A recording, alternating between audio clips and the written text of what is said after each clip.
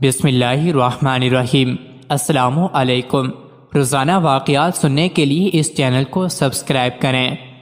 حضرت حسن بصری رحمۃ اللہ علیہ فرماتے ہیں، میں ایک متقی و پرہیزگار شخص کے جنازے میں شریک ہوا۔ اسے بصرہ کے قبرستان میں دفن کیا گیا۔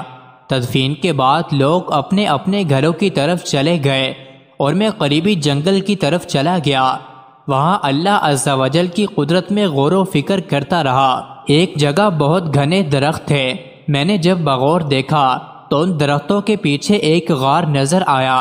میں نے اپنے دل میں کہا، شاید یہ غار ڈاکوؤں اور لٹیروں کی آمد جگہ ہے۔ جب میں اس غار کے قریب گیا تو دیکھا کہ وہاں نورانی چہرے والا ایک حسین و جمیل نوجوان ان کا جبہ پہنے بڑے خشوع و خضوع سے نماز پڑھ رہا تھا۔ میں اس کے قریب جا کر بیٹھ گیا۔ اس نوجوان نے رکوع و سجود کے بعد سلام پھیرا اور میری جانب متوجہ ہوا۔ میں نے سلام کیا۔ اس نے جواب دیا۔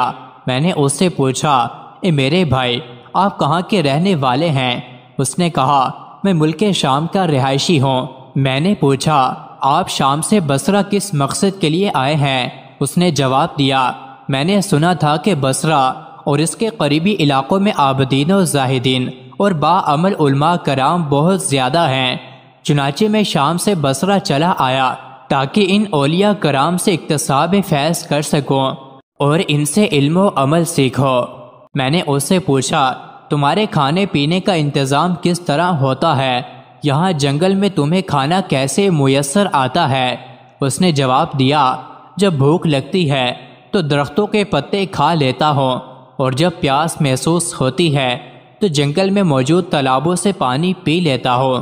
میں نے کہا، اے نوجوان، میری خواہش ہے کہ میں تمہیں عمدہ آٹے کی 2 روٹیاں پیش کر دیا کروں تاکہ تم انہیں کھا کر عبادت پر قوت حاصل کر سکو۔ وہ نوجوان کہنے لگا، ایسی باتیں چھوڑو، میں نے کئی سالوں سے کھانا نہیں کھایا، پتے کھا کر ہی گزارا کر رہا ہوں۔ میں نے کہا، اگر تم ہمارے کھانے کو قبول کر لوگے تو ہماری خوش قسمتی ہوگی۔ تم ہماری طرف سے کچھ نہ کچھ قبول کر لو تاکہ ہمیں برکتیں حاصل ہوں۔ وہ نوجوان بولا، اچھا، اگر تم باضد ہو تو جو کہ بغیر چنے آٹے کی 2 روٹیاں لے آؤ اور سالن کی جگہ نمک لانا۔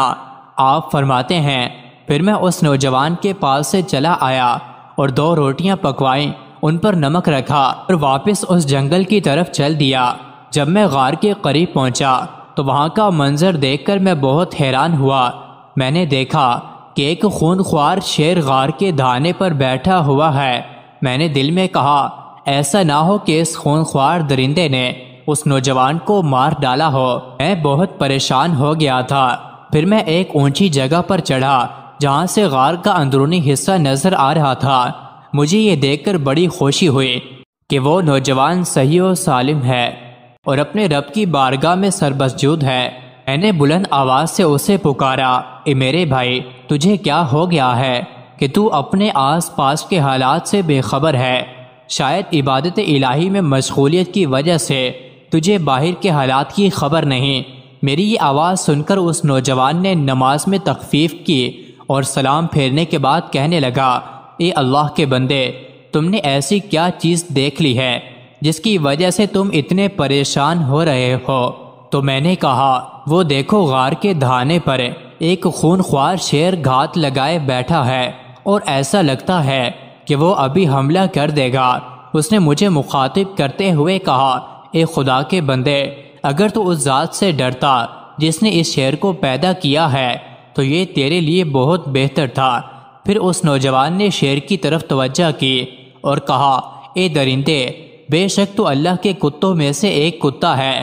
اگر تجھے بارگاہ خداوندی سے حکم ملا ہے کہ تو مجھے کوئی نقصان پہنچائے تو پھر میں تجھے روکنے کی قدرت نہیں رکھتا، اور اگر تجھے اللہ رب العزت کی طرف سے حکم نہیں ملا تو پھر مجھے تیرا کوئی خوف نہیں۔ پھر تیری بہتری اسی میں ہے کہ تو یہاں سے چلا جا۔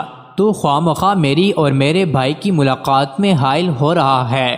ابھی اس نیک خصلت نوجوان نے اپنی بات مکمل بھی نہ کی تھی کہ وہ شیر دھاڑنے لگا اور دم ہلاتا ہوا وہاں سے اس طرح بھاگا جیسے اسے اپنا کوئی شکار نظر آ گیا ہو۔ جب شیر چلا گیا تو میں اس نوجوان کے پاس آیا اور یہ کہتے ہوئے دونوں روٹیاں اس کے سامنے رکھ دیں کہ میرے دوست، جو چیز تو نے طلب کی تھی وہ حاضر ہے۔ اس نے روٹیاں لیں اور انہیں حسرت بھری نگاہوں سے دیکھنے لگا۔ وہ رونے لگا۔ روتے روتے اس کی ہچکیاں بند ہو گئیں۔ پھر اس نے روٹیاں نیچے رکھ دیں اور آسمان کی طرف دیکھتے ہوئے کہنے لگا، اے میرے پاک پروردگار، میں تجھے تیرے عرش عظیم کا واسطہ دے کر التجا کرتا ہوں کہ اگر تیری بارگاہ میں میرا کچھ مرتبہ و مقام ہے اور میں تیری بارگاہ میں مردود نہیں بلکہ مقبول ہوں، تو اے میرے اللہ، مجھے اپنے قرب خاص میں بلا لے اور میری روح قبض فرما لے۔ حضرت حسن بصری فرماتے ہیں، ابھی اس نوجوان نے یہ دعا مکمل ہی کی تھی کہ فوراً اس کی روح پرواز کر گئی۔ میں واپس اپنے علاقے میں آیا اور چند متقی و پرہیزگار لوگوں کو جمع کیا تاکہ ہم اس نوجوان کی تجہیز و تکفین کر سکیں۔ میں اپنے ان ساتھیوں کو لے کر غار کی طرف چل دیا۔ جب ہم وہاں پہنچے تو دیکھا کہ غار میں تو کوئی بھی موجود نہیں۔ جس خوش نصیب نوجوان کی لاش کو میں ابھی یہاں چھوڑ کر گیا تھا، اب وہاں اس کا نام و نشان بھی نہ تھا۔ میں بہت حیران و پریشان تھا کہ آخر اس کی لاش کہاں غائب ہو گئی۔ اچانک مجھے ایک غیبی آواز سنائی دی۔ کوئی کہنے والا کہہ رہا تھا، اے ابو سعید، اپنے رفقا سے کہو کہ وہ واپس چلے جائیں، اب اس نوجوان کی لاش کبھی نہیں ملے گی کیونکہ اس کی لاش کو یہاں سے اٹھا لیا گیا ہے۔ مزید ایسی ہی ویڈیوز کے لیے چینل کو ضرور سبسکرائب کریں۔